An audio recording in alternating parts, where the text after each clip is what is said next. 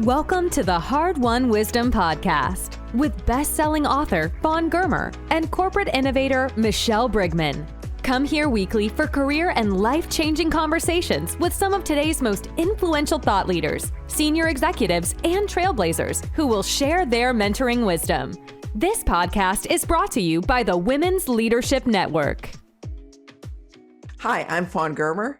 And I'm Michelle Brigman. And this is the Hard-Won Wisdom Podcast. Today, our guest is Marie Quintana, who is someone in the corporate world has been such a rock star. She got to PepsiCo and was the vice president of technology, and then wound up being the senior vice president of sales and marketing for multicultural. But then went on to Tenet Healthcare as the chief marketing officer and the executive vice president of communications. And that's this huge hospital system with 65 hospitals and 450 surgical centers. The reason I want her on this show is this is someone who has inspired me beyond anything I could describe.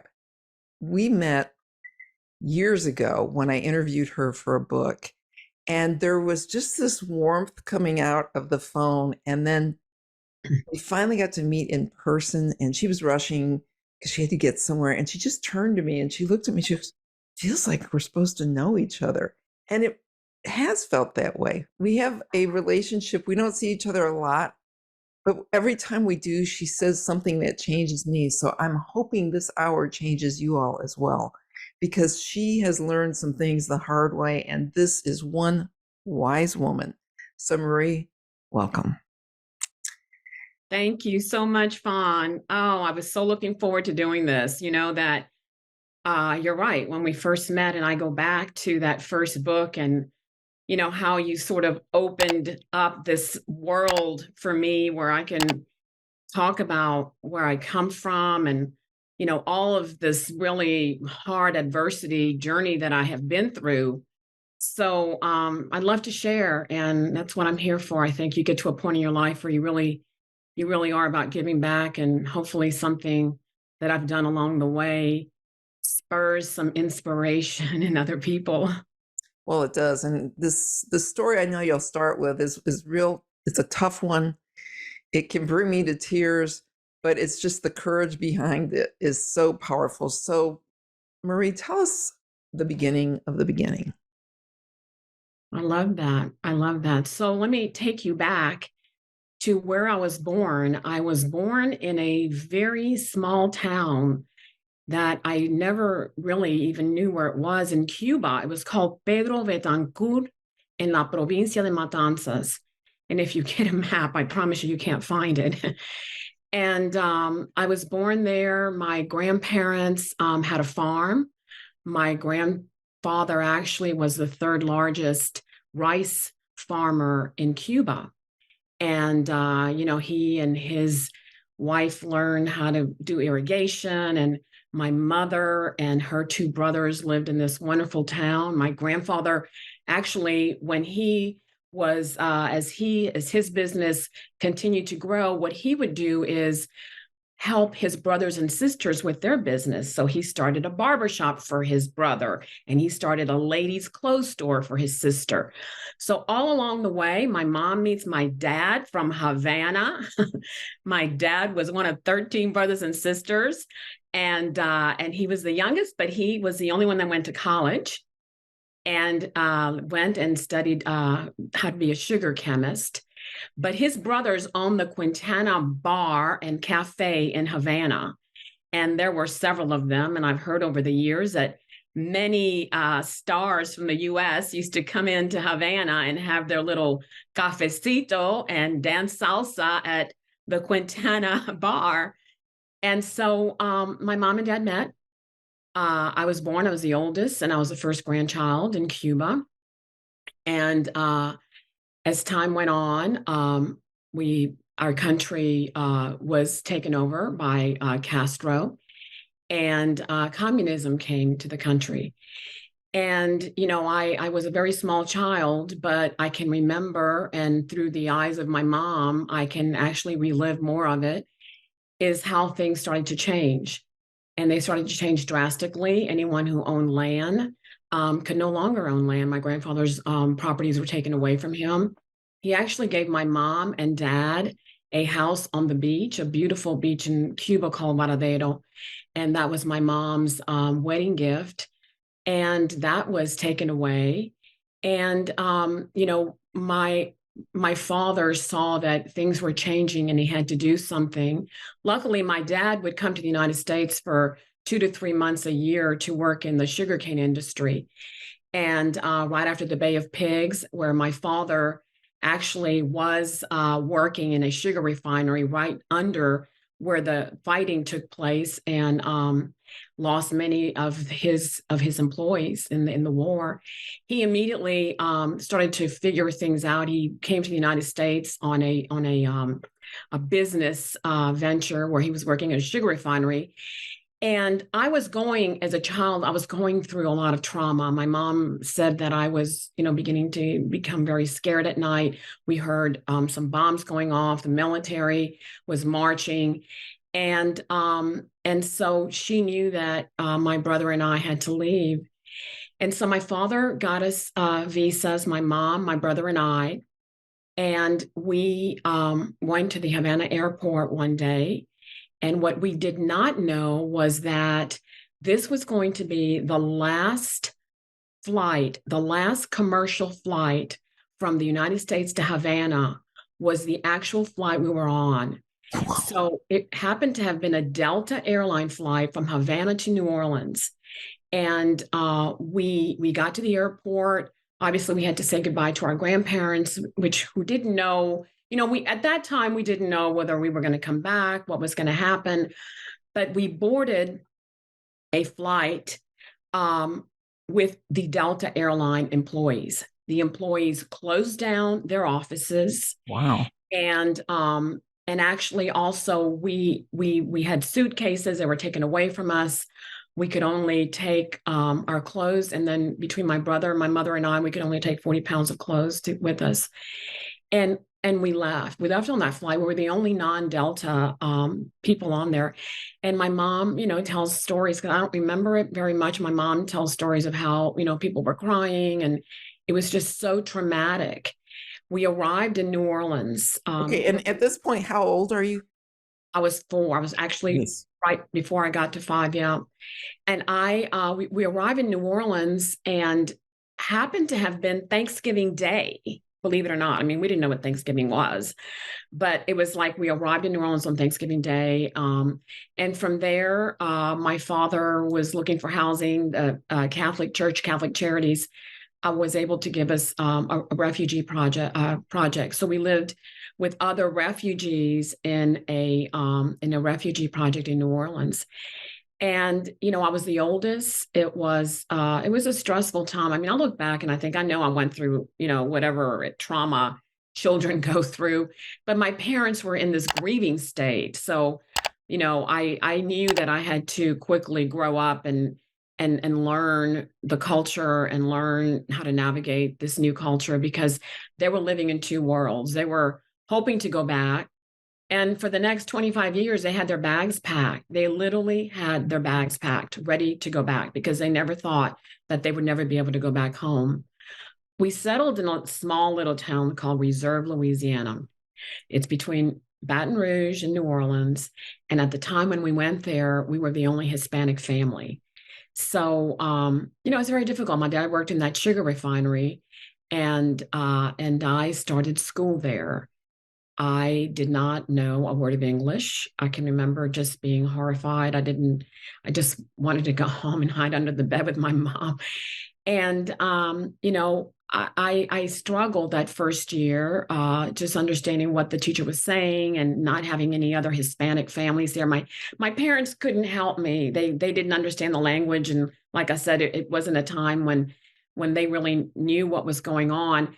They were looking, it was interesting when I think back now, my mom and dad were constantly looking at the news going, why isn't there any news about Cuba on? It was like most people didn't really know what was going on. We were living in this parallel reality where, we were in terror, going through the separation and not knowing, what was happening to our family, because we couldn't get any mail. We couldn't call them on the phone in those times. And the people that we were living around had no clue or idea what we were talking about. I mean, it's like you can turn the news on and see what was going on. And so it was really, very stressful in the family. And so I just remember in those days, just, how close you become as a family unit, right? I mean, you do everything and anything to protect one another, and to figure things out. But I always had a sense that I had to rise above this, and no matter what, my parents were going to count on me to translate, to figure things out, to fix problems. And At age 4. yeah, yeah. Well, as I went into as I started school, like at 6 and 7. So, I'm going to go right into the white dress day, Fawn. I don't know if you. I love this. So this story, which is amazing, because when Fawn and I first met, she wrote this in our wonderful book, The New Woman Rules. And I remember when she first asked me this question about the white dress day, I did not want to answer, and I did not want to talk about it. And even to this day, it brings back so much emotion, which is amazing that it does. But as you know, I went through, my first year in school, not understanding anything. By the time I got to second grade, I was hoping that, with a couple of words that I understood in English, I could start to fit in, because I did not fit in. And the kids weren't nice. I mean, they just weren't nice. They didn't know why we spoke a different language, and, name calling.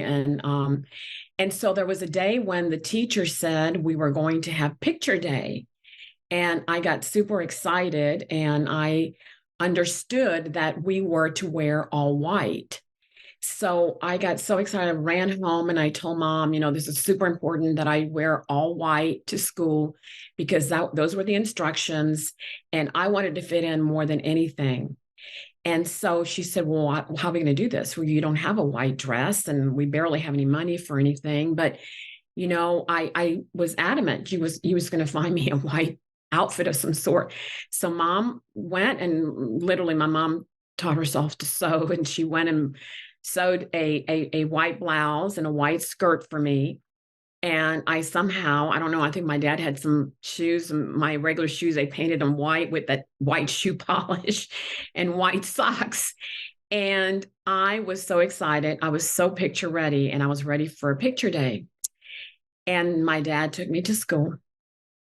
And I can remember pulling into this schoolyard, because it was like a long, driveway. And as I looked at the playground, I saw all the colors of the rainbow.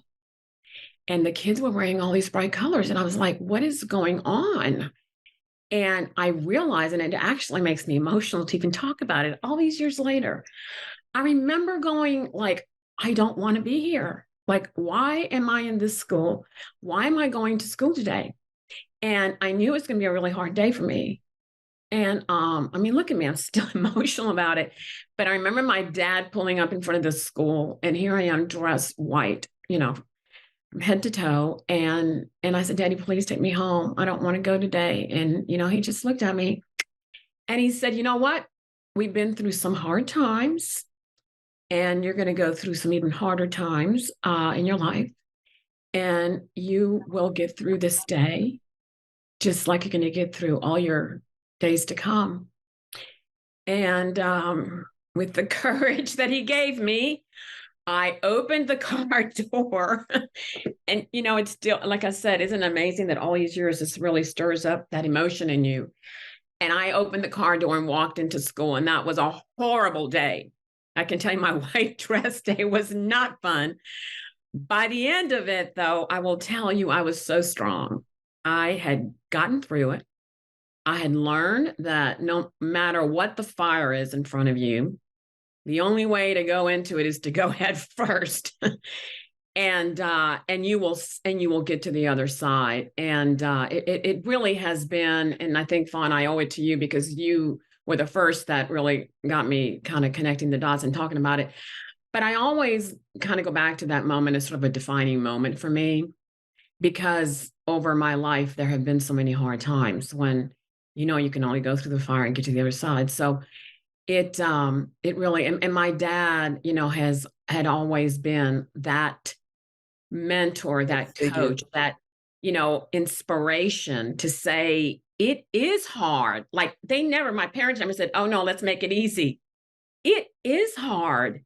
But you know what? We got through this. I mean, my dad fought to get us out of the country and to bring us into a free country.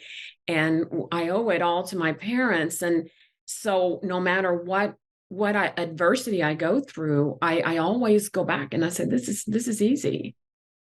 So it was that the teacher had given instructions and you didn't quite understand them, correct? I didn't understand. I totally misunderstood them. And then you get confronted with that moment that we all have, which is we're terrified we're not going to fit in. And then comes that moment where it's obvious that we don't. Yes. So having gone through that, how has that helped you to adapt in situations where you do feel like an outsider or like a misfit? You know what? Throughout life, there's always some moments like that. And they're not comfortable. I mean, it's not like because you go through one or two of those situations, all of a sudden you're like, oh, I can take this. But you know how to sit in your uncomfortable feelings. And I think that's the key. I mean, you know how to understand yourself from the inside out, and you know what triggers you have, and you know how that makes you feel. And you also have confidence that no matter what's going to happen, there's going to be another day and you're going to get through it. And as I look back, you also learn, and I think I've learned this over time, is to not have any regrets, because that's the other piece of it, right? I mean, yes, you're unfit. And did I say the right thing, or did I not say the right thing? Or did I, should I have said something that I didn't say? And you understand that if I had known, I would have done better. But guess what? I did my best. And so you move on. And Michelle, don't you think that half the story is, yeah, you were a misfit, but the other half is the amount of love that it took for your mother to learn to do that for you, the effort they put in to stand behind you, and then your dad picking you right up and saying, no, you go. And for the listeners who have not had the privilege of meeting your father, Marie and I had this amazing day once. I was doing a panel with executives, and I got this great idea because she's from St. Pete, and I'm of course in Florida. And I said, why don't we do one, and then you bring your parents and I'll bring my dad. And because they were immigrants, he was an immigrant from the Holocaust in Germany, and they didn't speak each other's language, but they totally got each other immediately. And the warmth of your family, which I've met them now a couple times, and that's the takeaway from that story in my mind. I mean, at least you did have to confront that thing that's so horrible for all of us when we think we don't belong, but boy, you were loved. Oh, I was so loved. It is just, it's boundless. I mean, there's no borders to that love, right? It's this amazing wind behind your wings. You are able to reach out and really create your dreams. I mean, my mom and my dad, they were always so proud of everything. And that particular day, Fawn, it's like a day from heaven. They were sitting there, they were all dressed up. Her dad, my mom and dad, they were so proud of us. Oh my God, on I this know. panel. I know. I mean, to have that moment where they are really enjoying and joining in this amazing moment in time, and these moments are so fleeting. And it was such a gift for me to have them there and to really have them appreciate, everything. And I have to tell you a funny story. As much as my mom and dad, they helped me and they told me to go out and do everything. But my mom tells this story that I don't know if I've ever told you. She said, when we came from Cuba, we were so poor, and we just did not think that we would ever be able to send you to college. So my hope was that one day you would become a typist. And if you could only do that, it would just be so wonderful for your dad and I. And so I thought, they never, I mean, their expectations, obviously, of coming to a new country, of not knowing that you're not going to have a job, of not knowing where you're going to live or how you're going, and to know that they want the best for their children, but their expectations are, God, whatever it is that you're going to send us, we'll do that. So it was always in my career. I always say that whenever I won an award or I got any kind of, whatever, admiration of some sort or a letter of, praise, whatever, from work, I would immediately send it to my dad. I mean, it wasn't even for me. It was like, oh, this is great, Dad, look at this. Right. Then their house was filled with these magazines and pictures and, he lived it. It was for him. It's like I did it all for him. How are you reacting to this, Michelle? Well, I mean, there's so many, I feel a lot of pain and I feel a lot of triumph and strength just throughout this story, and to the point you just made Fawn about just the tremendous amount of love. There was something that you said earlier that just really stuck with me that I'd like to get a lesson out of. You were describing early on, just you were carrying the weight of your family, because you said, you recognized that if I were going to overcome, it was going to be me. And although you were really young, I think there's so many people that feel the weight. They're carrying it for a lot of other people, and it is heavy. And I just ask, what advice or what have you learned from that experience that could encourage someone who is in that situation today? Yeah, that's a hard situation. At the time, I would get really frustrated too. It's kind of like, I'm a kid. This isn't fair. There's this whole thing about fairness that people that are, caring for others or carrying a lot of weight sometimes say, why me? And, why do I have to do this? Why can't, I be like the girl down the street that is carefree and doesn't have to worry about taking care of her parents or this or that? And then I really feel like, it's such a blessing on the other side. I mean, if I take a step back from my life and see, all of the times when these incidents have happened and how much I have personally learned, because it's not just about that moment. It's about stepping back and connecting the dots and knowing that there's no greater gift than to be able to do this. And you're not going to feel it at that moment in time. You really aren't. There's no greater gift than to be able to carry that burden at that moment in time. It's like you were chosen for this specific, perfect moment.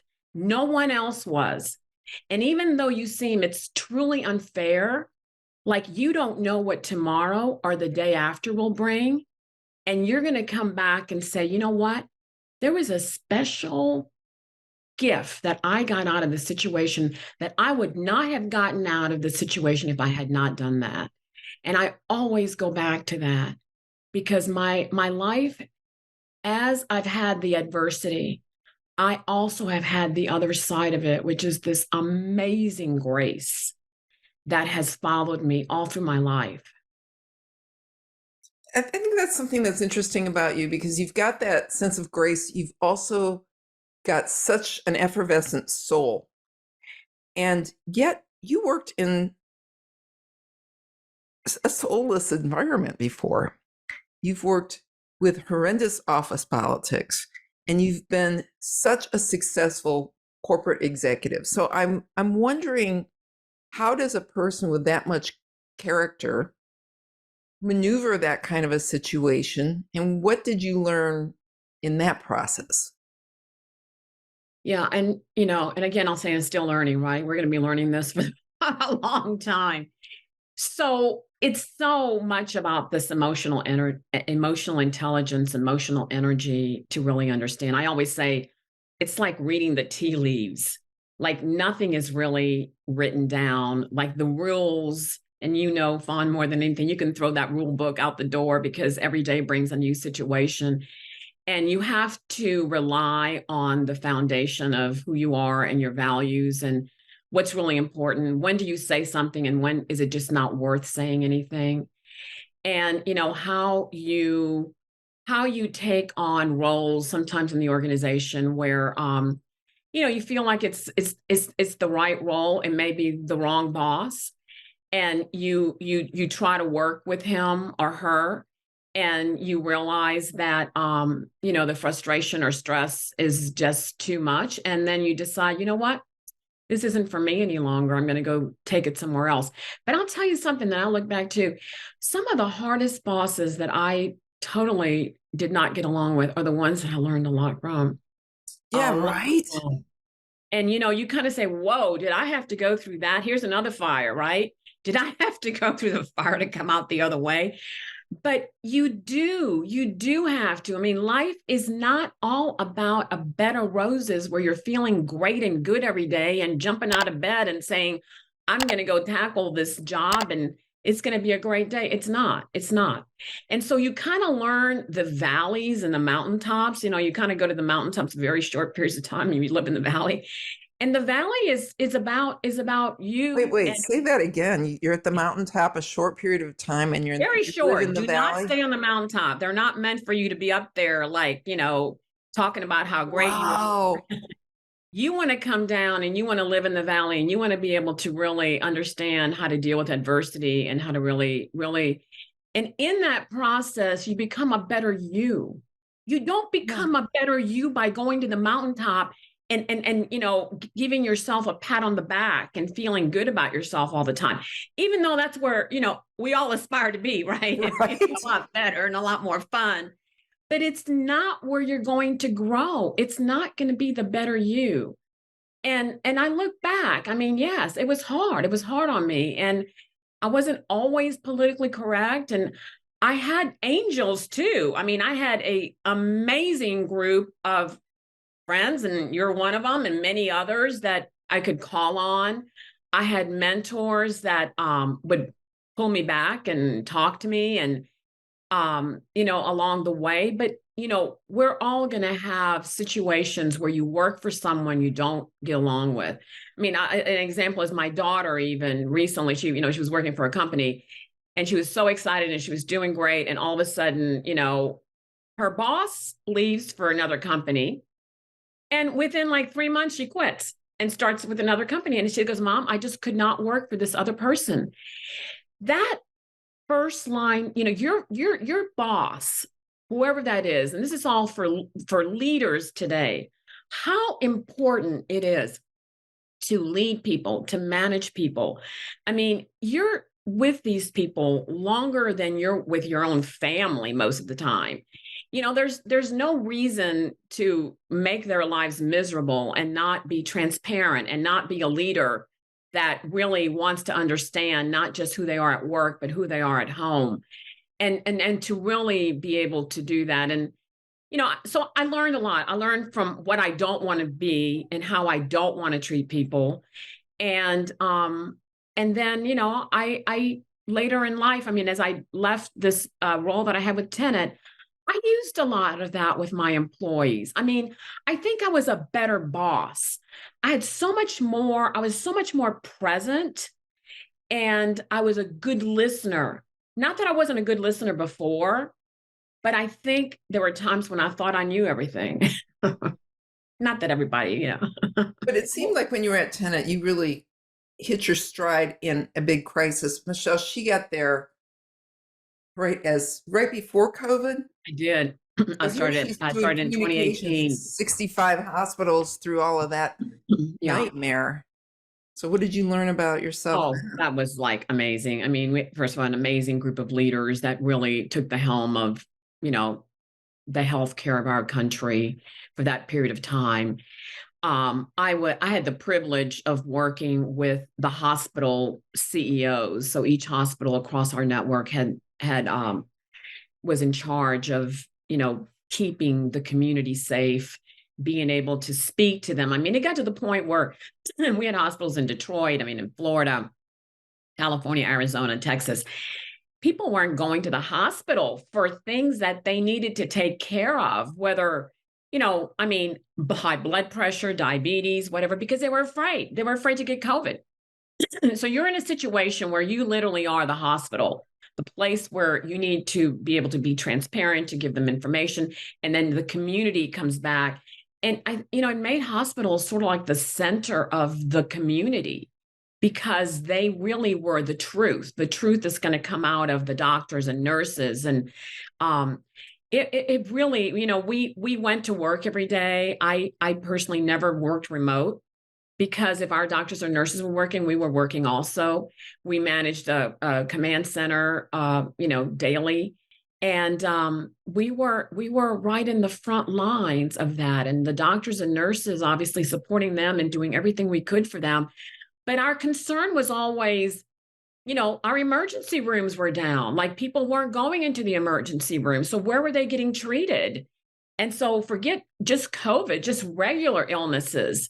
It was a time of fear.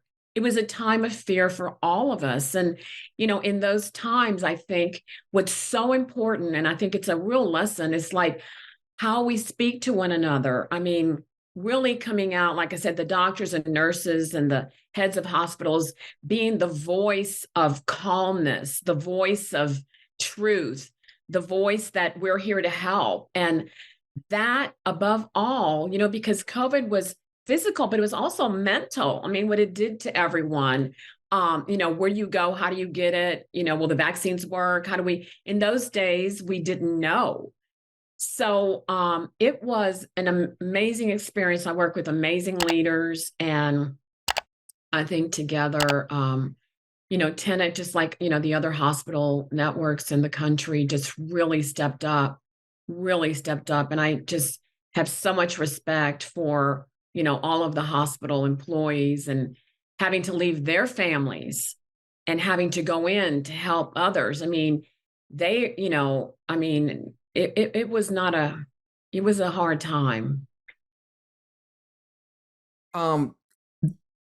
Yeah. And I think that's interesting also to see your reaction on the leadership and the challenges compared with, when it's life and death, as opposed to making sure people get their soda. And I'm not minimizing it, because everything matters, but didn't that kind of reframe everything? Yeah, it's interesting. You go from one end to the other, right? And yeah, I mean, it just puts it all in perspective, though. Truly, it just puts it all in perspective. I mean, we go to work, whatever job we have, for many reasons. I mean, obviously, we want to be able to, bring our families together, and to be able to, have a home and do those kinds of things. We spend so much time with people at work. We want to make sure that the company that we're working really connects with our values. And for me, the purpose of what we're doing, I mean, that's one of the things when I went to healthcare, it was so purposeful. It was so purposeful. I mean, you knew what you did every day. And not that, PepsiCo had a very purpose-driven company also, but, it was fun. We had we were able to bring fun and laughter and Doritos and Pepsi and the Super Bowl. And, it's interesting to see all sides of that. But in the end, they're both companies that are very value-based and very purpose-driven. And no matter what, I'm fortunate to have worked in both of those companies. I feel very fortunate. You had talked earlier about we were talking about leadership and leadership skills you gained from these different experiences, but you also were sharing a story about your daughter choosing to leave the company. And you were talking just about the valleys that we go in. And, she was quick in making that change. In your experience, what have been some of the triggers that help you to decide, maybe it's time to cut ties with this situation? What would be some things you would think other people could look for? Yeah, I mean, I think, and you're right. Let me just go back to her. I think she makes decisions, by the way, a lot quicker than I do. And maybe that's just sort of like this new generation. They just immediately know, and they move. They move quickly. I kind of think it, pontificate, and think again and think again. But a couple of things for me, obviously my role in the organization, what I'm working on, I love adventure. I love launches of new programs, new products. I love bringing those, like even at PepsiCo, bringing a whole new launch of this multicultural market, bringing the whole organization together. And then a point of time, I'm kind of excited to go do something again, right? A launch of something new, of starting a new thing, of what is it that I need to grow? What is it that I need to learn? And I'm not getting it here. It's not satisfying my ability to push myself, to learn, to grow. And, my whole thing, I also used to remember thinking, I'd like to have different experiences. And I mean, there's a time and point where you are retired and you want to look back on your career and say, look, I want to not just work in one company. I want to be able to understand it. Are all companies like this, or am I, I'd like new experiences. But I mean, I think to answer your question is, that you're not learning, you're not able to use all the talents that you have the way you want to use them. And that, it's time to go get a new experience. I was looking at that interview that we did so long ago, and you had this point where you said when you learned that, there's a ceiling that sometimes seems like it holds people down, and you thought, I can do it. I just have to work very hard. I just have to work harder than the person next to me. And that was going to be your path to success. Is that always the key? Always the key. I've always done that. I mean, I've always felt like, wow, I mean, I've got to just get up to speed and learn more. I mean, I can remember when I was at IBM, when I learned to be a systems engineer from the very beginning of time, I used to carry like 5 or 6 binders with me everywhere I went. I mean, just like my friends were just like, oh, she's so nerdy. Like she would come to dinner with binders and I'd be reading. I'd have to learn to assemble a program. Why did I put myself through that? I don't know, but that's what I challenged myself. I needed to do that. So I just, from the very beginning, I just felt like I needed to work harder. Maybe it's because I am a refugee immigrant and I always felt like I'm one step behind. So I got to get to one step ahead of me. And it's interesting, when I started even with Tenet, I had not worked in healthcare. So I'm like, okay, I got to really step up my learning in healthcare and the healthcare industry of, what it's going to require. And did a lot of work. I mean, it was a 7x24. We worked all the time and worked on weekends and enjoyed it. And so it was like really that this point in time where you're accelerating the learning. And I love that. So I challenged myself to work harder, but in that I learn at the speed of lightning. And I really love that. Michelle sent me a note about where we are on time. I'm supposed to wrap it up, but there's like just a couple of things I have to get in on this. And for listeners, Marie is so awesome. We have a very different part 2 to this, of some of the most dramatic, difficult moments that have happened to her in recent years. And so you'll stay tuned for that, because that's coming. But I still remember times like that one time we went to the ELF, and that was the Executive Leaders Forum, and it happened to be in Dallas. And you just showed up at home unexpectedly, and there was a party, if your kids had cars going all the way around the block. And I also remember you telling me about a time when you were working so much and you had to like build Christmas overnight or something, like there was nothing done. Can you just quickly talk about how you balanced, and you had challenges as a mom, a lot. So, yeah. So it's beyond challenging. I mean, I had 3 children, and when my twins, I had twins that were in 7th grade, when they were in 7th grade, and I have a son who is 5 years older, and he was in high school and started to develop some mental illness issues, and I went through a divorce. So I was a single mom. And, with the job back and forth, flying out of town a lot and managing a lot. And my kids, first of all, the twins, boy-girl twins in like brother-sister schools. I don't know how I survived that. You're absolutely right. I would be away on business trips and come home, and I'm pulling in, and I'm like, what is this? And the other thing that was so funny is that they would stack the refrigerator with Coke, and then they'd see me coming in like, oh no, here she comes. Get rid of the Coke. Right, because they had to get I would open the refrigerator. I'm like, why did you allow him to bring Coca-Cola to my house? You're supposed to only drink Pepsi. And they were always so funny. But to this day, what's interesting is my kids actually have come and apologized to me. Look at you. They apologized to me. They're like, Mom, we know we put you through like a really hard time. So that really felt really good that they came and apologized. So it was a day-to-day, but I look back and I would not have had it any other way. I mean, our house was always it was the place for the parties, the slumber parties. I mean, the moms would call me, is so-and-so staying over? I'm like, no. I'm like, oh yes, wait a minute. He is here. So, I'm actually a good mom. So you're a great mom. And that's part of what comes up in our next follow-up podcast for this. And so I know I have to wrap this one up.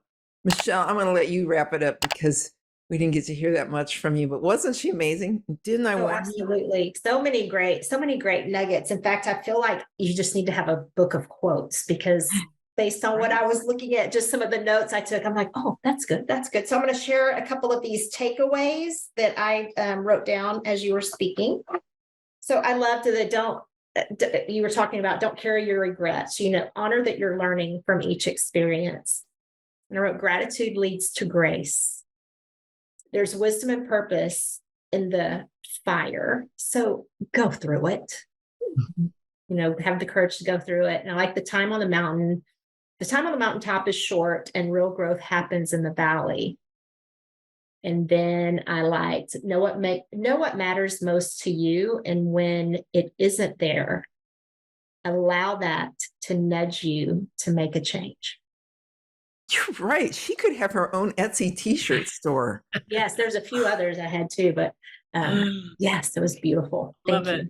Well, thank you so much for being with us today, and more to come. We would have had you sooner, but boy, all that COVID chaos kept it from happening. But now you got a little more time, so that makes me happy. Love to you. Thank you so much. Thank you. Thank you for joining the Hard-Won Wisdom Podcast with best-selling author Fawn Germer and corporate innovator Michelle Brigman. Join us weekly for career and life-changing conversations with some of today's most influential thought leaders, senior executives, and trailblazers who will share their mentoring wisdom. This podcast is brought to you by the Women's Leadership Network. Visit hardwonwisdom.com for more on this podcast and for links to Fawn and Michelle's web pages and social media. Also, be sure to rate, subscribe, and review wherever you listen to your podcasts. We really appreciate that effort, and we'll see you next week.